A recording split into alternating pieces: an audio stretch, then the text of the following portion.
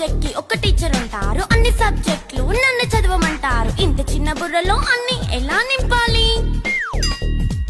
Class work, home work, fair notes అంటారు. Subject కి 3 books పెట్టి బ్యాగ్ నింపుతారు. ఇన్ఫాక్ట్ నా బరువు కన్నా నా బ్యాగ్ బరువే ఎక్కువ.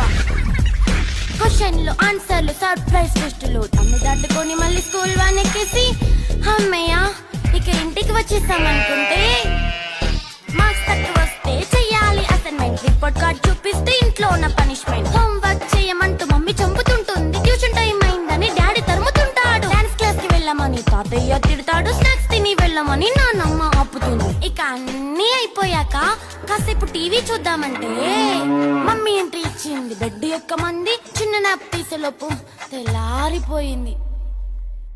అయ్యో మళ్ళీ మొదలు ఈ స్కూల్ కష్టం.